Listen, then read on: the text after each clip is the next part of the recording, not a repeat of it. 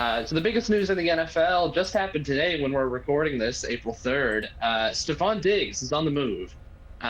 Traded from the Buffalo Bills to the Houston Texans. The full deal is Stefon Diggs plus, I believe it's a 2025 fifth and a 2024 sixth rounder. Uh, that goes to Houston in exchange for a 2025, so not this year, second round pick going back to Buffalo. Now, this was something that had been rumored for a while in terms of Diggs being on the move, but me personally, I didn't think it was going to necessarily happen. I thought it was one of those things that would kind of come and go, but nope, just dropped in the middle of a random Wednesday in April, Diggs to Houston. What do you think of this move just in general, Simon? Who do you think won this one? Well, is it an argument who won this one? Yeah, that's kind of what I thought. I mean, at least when I look at it, I think the Texans just highway robbery on this one. They got one of the best wide receivers in the NFL for a price that really isn't that steep. I mean, of course, they're going to have to pay him whatever obscene contract I'm sure he has, but it's just that's the type of thing that I think they knew they'd have to pay with that type of receiver. And if I'm the Texans, I would have thought I would have had to give up a first or something else in there to get a wide receiver like Diggs. So whatever reason that maybe it's the fact that people around the NFL or insiders in the NFL already knew that he was on the move. There was no way he was staying in Buffalo for whatever reason. So maybe that dropped his value. Maybe it's just the fact that he's not exactly known as the likes to turn off his phone in the evening kind of guy. And I don't know. It could be a bunch of reasons for why his trade value was so low, but I just think you definitely could have gotten a lot more for a player like Diggs, and I know that the Texans are not complaining. If you're the Bills, the one argument I have heard for why this isn't that bad for them is the fact that yes, you cleared a lot of cap. Like getting Diggs No, off they didn't. Did they No, not? they didn't. Oh, well then maybe that No, they argument didn't. is just So complete here's bullshit. here's Okay. the thing. Here's the thing. So I think they get it. I think what happens is I think they get it off their books sooner, maybe. But what happened is that to make this move happen, they had to accept a $31 million dead cap hit for this year, which, Holy. according to this article from The Ringer, is $3 million more than they would have had to pay if they had just kept him on the roster. So they actually have less cap space now. Holy smokes! They're So- paying for him to play against them. He must have really Yes. burned bridges in Buffalo then. Yeah, that's like the only explanation. Yeah. And I know like his production was down at the end Oh, of it wasn't last that year. far down. But it wasn't. It was a slump. I'd have to pull up the stats to get exactly what it was. I don't think it matters if it was a yeah, slump though. Like you are actively paying him to play for another team at that point. Like it's just Yes. Yeah, there has to be something. Yeah, his stats were in terms of receiving yards and touchdowns. Receiving yards the lowest since 2019. Touchdowns lowest since his first year with Bill 2020. So like a bit of a down year, but yeah, nothing insane in terms of a drop off. nothing that Yeah, makes you want it is him off crazy. your team just because he's that Yeah. bad. Like he's still one of the best receivers that you can have. And I know, I mean, Yeah. just think about that wide receiver room that the Texans have now. It's Collins, Tank Dell, and now Stefon Diggs. Is that not the stupidest thing you have ever heard? And in front of a second-year C.J. Stroud, then- who, I mean, of course, there's the sophomore slump, but assuming he just continues to improve, this team's offense could be absolutely stupid. And I mean, like their receiver depth is fantastic too. Like I think Noah Brown is the fourth option, and John Mechie is the fifth. Yeah. And those are both Yeah. two very good, very young players that, especially in terms of like John Mechie, we haven't seen a lot of and could have a lot of potential. Like that's a crazy, not only a crazy talented receiver group, especially with what we saw from both Nico Collins and Tank Dell last year, but a very deep receiver group. Like that's the biggest thing for me. It's just in terms of if one of them goes down, like you're not going to be hooped. Like they had issues with injuries for both Nico Collins and Tank Dell last year. Yeah. and now they've gotten one extra option to back things up because like injuries are going to happen, and this is a way that you prevent against that. They have a very they. It's crazy how fast the Texans have gone from a roster that was one of the worst in the NFL and tanking for the first overall pick nearly every year to one of the better rosters in the league if you look at it from top to bottom, especially with what they've done in free agency recently. Well, I mean, just look at how they've drafted, look at how they've done it in free agency. Like, I can't really think of a move that they actively missed on, I guess. Like, it's Yeah. just, they've pretty much done everything perfectly. You cannot rebuild better than the way that the Texans did in the last 2 or however many years. Like, I don't know, it's very impressive, at least to me, just how they were able to do it.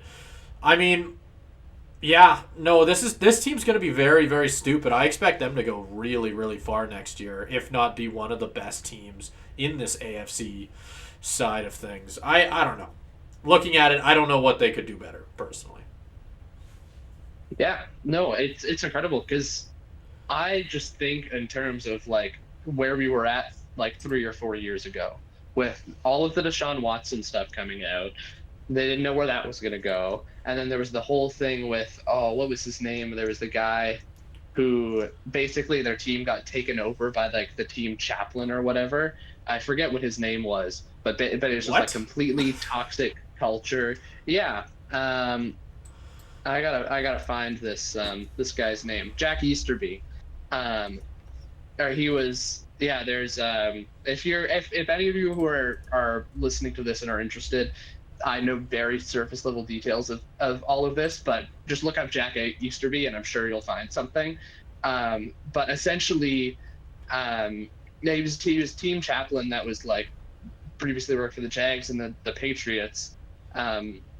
But he had so much sway in the organization that he was like essentially making a lot of personnel moves and just like it was just like a completely toxic team culture. I don't know how I didn't hear And about this. Because yeah, now I'm it scrolling was through all the articles here, and wow, that's pretty incredible. yeah, it's insane to see where they were um, And that's with that. only a year and a half ago now. Yeah, and like even when they hired Nick Casario, their current GM, that wasn't necessarily seen as a great hire at the time.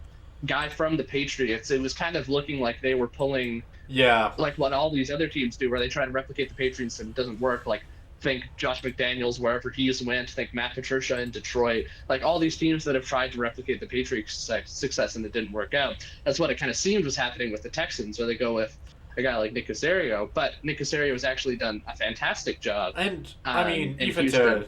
even to jump in as well, I feel like when we first saw C.J. Stroud go to them, and going into the beginning of this year, sure, people were talking about how that we had three really, really good rookies in Bryce Young, Richardson, and C.J. Stroud. But I would make the argument that C.J. Stroud was at the bottom of that pile when it came to who was the most hyped, and he completely flipped that within like 1 or 2 weeks. I wouldn't say the bottom. Like he was obviously Well, below third. Bryce Young, but there's a reason he went number two. Yeah, but I think Like he was I still. remember there being a lot of hype for Richardson. Yes, but that was definitely more in terms of potential than actual Okay, well maybe I'm talking out of bounds. I ability don't to be know. a successful NFL starter. Because there were a lot of risks with Richardson, which we kind of saw in this year in terms of where he played very Yeah, well, but his style of play got him injured. Um, but it was definitely like yes, there were in terms of C.J. Stroud, lots of warning signs in terms of like his cognition tests that people were freaking out yeah, about, the S2 test. Um, and people like with the Texans winning that last game of the year before the draft, where they would have had the number one overall pick and likely taken Bryce Young, but they won that last game on like a miracle play at the end, and people are like, "Oh my goodness, what are the Texans doing? They're ruining their tank." But it turns out to be the best thing that could have ever happened for this franchise, and they get a quarterback that had one of the best rookie seasons in the past like 5 to 10 years. yeah. Absolutely incredible. Like obviously, who knows if they would have taken C.J. Stroud at one. Um, so that may or may not have been a turn of luck. But you have to give props to the Texans franchise, and especially with the moves they made recently, making the most out of CJ Stroud's rookie deal. because that's how you win Super Bowls. Unless you're the Chiefs, Yeah. who can just have Mahomes and win automatically, you win by taking advantage of like lower money contract. Like look at Brock Purdy, right? Like the reason the Niners have such a great roster around him, they've been able to keep a lot of their guys just because Brock Purdy is making like no money at all, Literally basically, because he was the $900,000 last pick in the or draft. something.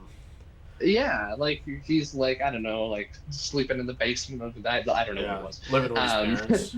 Because that's like Yeah. $900,000 worth of living right there. That's definitely not a lot Oh of yeah, money. he's basically making pennies. Basically living on the street right But there. yeah, I know he's basically homeless. But still, it is like, and you look back at a lot of these teams that have built up great teams around them. It's because those quarterbacks aren't a rookie deal. And if we want to flip this back to the Bills, it's like the more you get into a generational quarterback, like you're going to have to pay generational quarterbacks like they deserve to get paid. Josh Allen obviously getting paid a lot of money, all of it justified, but it's Yeah. tougher to build a roster around that. And we've kind of seen that in terms of all the people they've had to let go, not just Stefon Diggs, but like Tre'Davious White, Mitch Morse, both of their safeties, Jordan Poyer, Micah Hyde. There's lots more names in there that I'm forgetting about. But that's a lot of your team. And at this point, like I don't know if it's too crazy to say that the Bills championship window with this iteration of the roster, if it's not closed, it's closing real fast. Like Yeah. it's either already closed or this is like the last season before they have to kind of like quickly rebuild and start over again.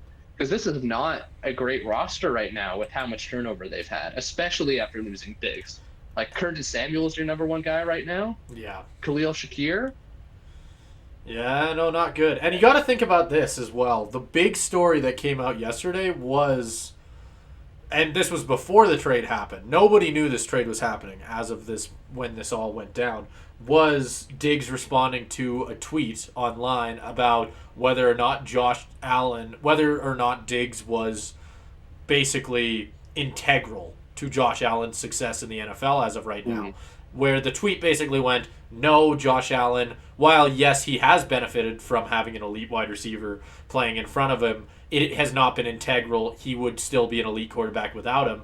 And Diggs responded, are you sure? Or something like that.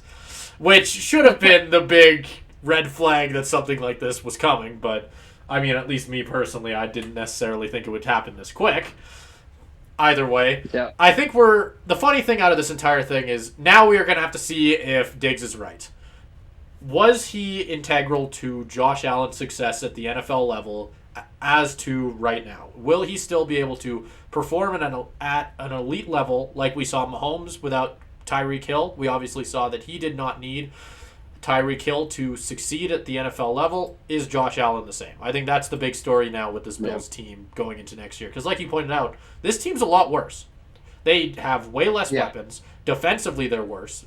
Offensively, they're worse. Everywhere they are worse except for the quarterback position.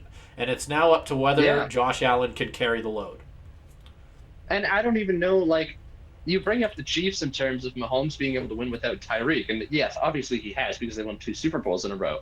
But, I mean, you can't forget that this last season was rough because he had nobody to throw the ball to. Like, Rashee Rice didn't come on until later, and all of the receivers around him in terms of, like, MVS, all those other guys, like, came on a lot more in the playoffs. But they were terrible. They're not top tier at all. The Chiefs were not a good team. Like they were, people forget they were like they hadn't even clinched their playoff spot until like a couple of weeks left in the season. Like, and they would have had an even greater scare if they didn't play in such a shit division. Yeah. That it was not a good. Like they had an incredible playoff run, but even with the best quarterback that we've ever seen on a football field, if you don't have weapons around you, you can't play to the same level. Now, obviously, Mahomes still made it work. But the other thing to take into consideration there is that they had the best defense Mahomes has ever had. And that patched up a lot of holes. It's very true. And the Bills haven't done anything to add to that. They've, in fact, subtracted from it. And gotten rid of a lot of veterans on the defensive side of the ball. And haven't brought in anybody new. And it's not like you have a lot of draft capital either. Because that second-round pick can't be used this year. It's next year. and your first round pick's going to be near the end. Yeah. I don't know what pick exactly, but losing Probably in the late divisional 20s. round is going to be Yeah. we're going to be in the late 20s. I don't know. I mean, now you've got to use that You pick on could. receiver, I assume, I was right? about to say the same thing. This wide receiver Get like class an A.D. is Mitchell, at this Xavier point Worthy. is notoriously deep at the wide receiver position. Excuse me, and it's just, I mean, that absolutely has to be the direction here. You have to hope that whoever one of those big names that you could potentially get at the end of the first round ends up basically being elite right off the jump. That is your prayer if you are a Bills fan. Which you can't bet on, of course. No, that's not what I'm saying. I'm just saying that has to be the hope. Because if that guy comes in and if he's even mediocre, you are screwed. At least at the wide receiver position for the most part. Like Curtis Samuel, he's not bad. He's serviceable. But he will not be the wide receiver who carries you getting over 1,000 yards and all that. Like, he's not that guy. And I don't know. Maybe Josh Allen can elevate him to at least getting close to that, but I don't know. I think that this is going to be a really interesting season. I'm totally with you. I think that he's going to really struggle. When I look at this Bills team, I don't see a lot that makes me very confident in the fact that Josh Allen will be able to work with what he's got. It feels very odd to be able to sit here and go, I don't know whether the Bills are going to make the playoffs next year after the team that we've seen them assemble over the last couple of years. But we are getting to the point when I look at this roster, I'm honestly not too sure if I could 100% say this year that the Bills will be the team to even just make it to a wild card game. Yeah. And to add a couple things to that, we talked about how much worse that roster was. Last year, it wasn't even like a cakewalk to get into the playoffs. No, it absolutely Look at after wasn't. the game that they lost against the Broncos, where they needed to win. I believe they went on like literally a 6-game winning streak to end the season just to make it into the playoffs. Yeah. It didn't look good until they went on a tear at the end of the year. And you got to think about the fact that they're already struggling. Last year was already a down year for Josh Allen as well. Like, he dropped from 35 touchdowns to 29, went from 14 picks. With Josh Allen is already known to throw one too many of those. He threw 18 last year. Assuming he has less weapons, less things to work with, are we really going to sit here and expect a better season from Josh Allen next year? Like, is that something that you are going to expect going into next season? Because now that he doesn't have Diggs to rely on, is he going to be approaching that 20 pick mark? Like, that is not something you want from your franchise quarterback. Yeah, exactly. And I mean, I don't necessarily even think you talk about a little bit of a down year statistically. I don't even think he had a down year in terms of how he played. I just think it's about the team around him getting worse. Because again, Stefon Diggs and like Gabe Davis weren't the same players as they were before, and they struggled a little bit more last year. Still better than having them straight up gone. So even if Josh Allen is playing to kind of the same level, you wonder if it's going to even matter. Because they like, again, losing Gabe Davis in free agency is something we haven't brought up. It's another big one where that was your number. Like, you've lost your number 1 and your number 2. Like, that's so incredibly rough. I don't know if this Bills team has had.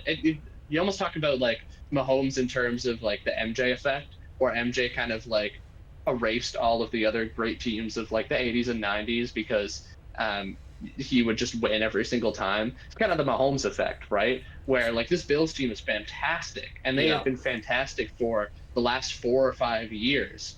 For as long as Josh Allen's been there, really, other than like the first couple of years, they've had a fantastic team around him. And if it wasn't for Mahomes, they probably would have had a Super Bowl by now. Yeah. So it's just really tough to see this. I want to jump in here and just add to something, because we haven't talked about this yet, and it's the first I've seen of it.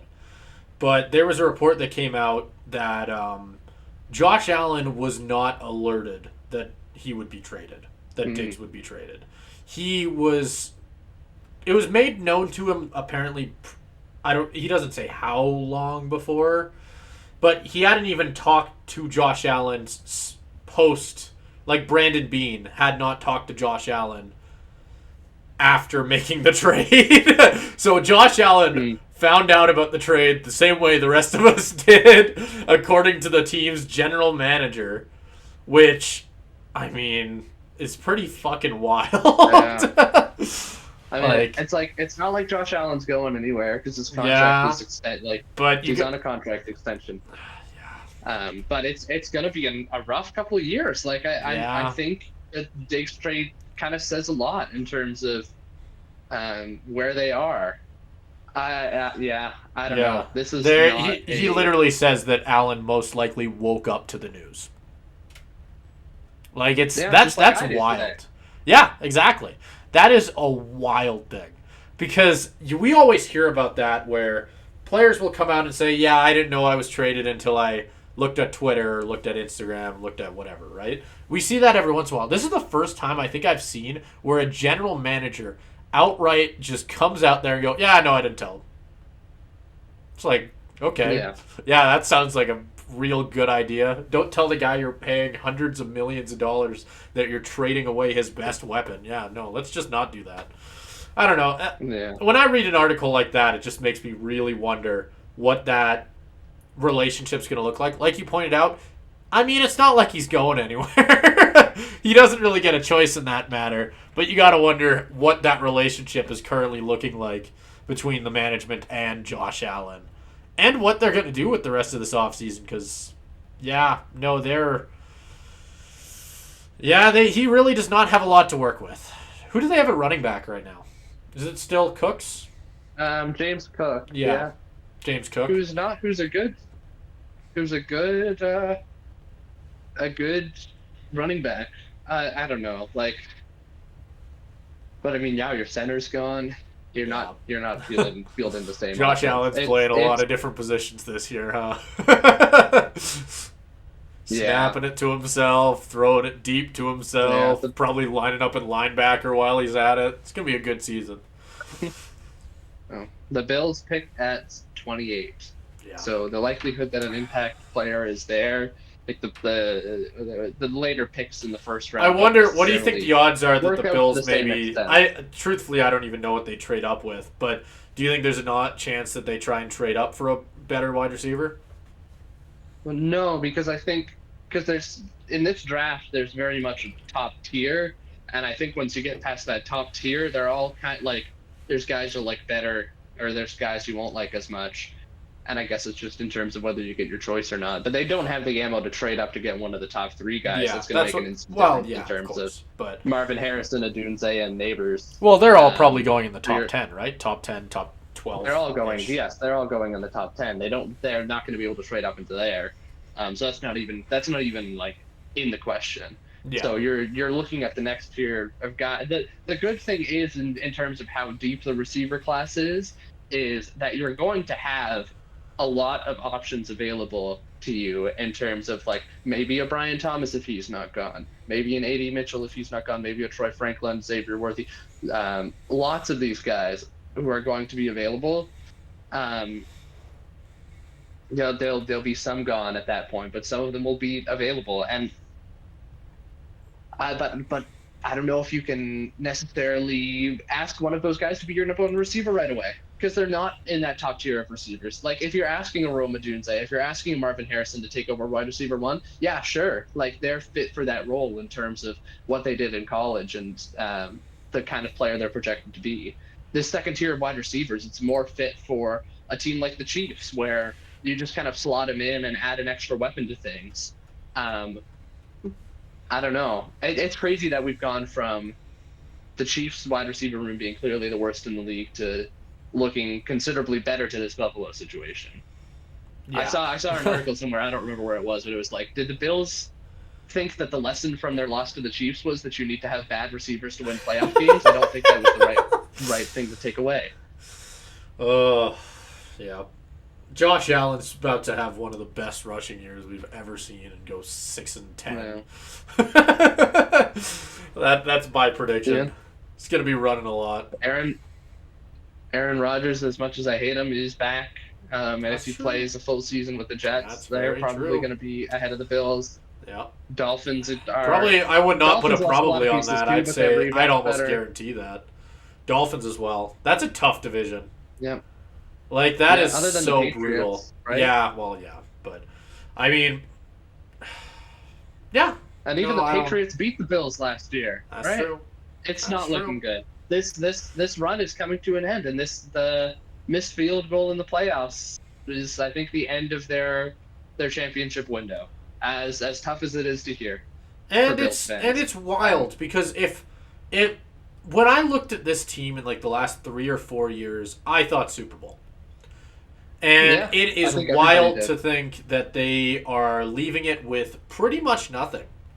Like, I cannot Yeah, sit here and go, I mean, especially now that I mean, to even shoot back to the Diggs trade from Minnesota, that pick ended up being Justin Jefferson. Are you seriously sitting here now as a Bills fan thinking that was worth it? Because it's just, I mean, there's no way to be sure that the Bills would have taken Justin Jefferson. So take that with a grain of salt. But it's the type of thing where it really makes you wonder if everything that they've done to make themselves contenders has been worth it at all. Because I just don't know what you got out of it. You got a couple of years of contending, a couple good playoffs, playoff legendary playoff games that you were on the wrong side of as well. Like, it's just, I don't know. This feels like the most Bills thing ever. Obviously, in the '90s, we saw them lose 3 straight Super Bowls. This feels like cool. 4, whatever it was. Like, it's just, I don't know. This whole team just gets so close yet so far, and now they're gonna have to wait like however many seasons. If they can pull off the perfect rebuild like the Texans did, then maybe they'll be back soon. But I I wouldn't bet mean, on it. the nice thing is that they already have the most important piece in place, right? Like if you're a That's Bills true. fan watching this and you want some optimism as we wrap this up, like you already have the most important piece that a lot of teams will And spend decades searching for, and you and probably have them for another decade, right? yeah, and I was gonna add on to that as well, just to say like a lot of the questions around Josh Allen, he, I mean, not to say that some pressure is off because I'd argue it's almost the opposite, where a lot of pressure is on him to be the thing that propels this Bills teams to success. But you are no longer a contender. You can focus on maybe working on not throwing as many picks and stuff like that. Like, I think by the time you are a contender again, what I'm trying to say is this: by the time you're a contender again, there is a very good chance that Josh Allen will be the type of quarterback that you can absolutely rely on in those playoff games without a shadow of a doubt to win you it. And even whether you Yeah, think that he is that right now, whether you don't, I think that there will be, without a shadow of a doubt, in 3 or 4 years, assuming he keeps growing at the trajectory he has been going, when they are back, they will be back and absolutely be a team to be scared of. Because Josh Allen, once yeah, again, with God knows they could be even better than the team we saw in the last couple of years, that's a scary thought. yeah. It is. I don't know. I do think you say becoming the player that can win those kind of playoff games. I think I'm probably one of the people that thinks he already is and already was. And I don't disagree with You you, just but gotta I'm hope. I'm I'm speaking for the people who I have heard say that about him. Yeah, I think those people are misguided. In terms of Josh Allen couldn't there's a bunch. Josh Allen couldn't have made Tyler Bass kick the field goal. He couldn't have flipped the coin for Yeah. them. It's not necessarily his fault. Yeah, it just sucks. It just sucks. I mean, you gotta hope that it's more of a quick reboot than a rebuild, and that they can flip it Yeah. around really quick and get some nice gems in the draft if you're a Bills But fan. and Yeah, my it's a my sad day. one it feels like that reboot is already they would have had to start that reboot. This feels like everything's in the gutter. It's rebuild time almost levels. You know what I mean? Like it feels No, almost late I to don't. I reboot. I don't don't know. think you That's can just me. rebuild with Josh Allen. Like, I don't think you Oh, can. I I think guess a sure. full Okay. rebuild. Like, I think that's You're why not it's gonna more go of a three and reboot. 14, I guess. No, you're not, because he's going to win you some games. And Yeah. it's not like their roster is like worst in the league type thing. Like, they still have some No. good players, especially on defense. But it's not going to be like it's going to be hard to it's going to be harder to make it in the playoffs. That is they're a fringe playoff team as of now, especially after this move and after all the other moves that they've made and after all the other pieces they've lost. Yeah.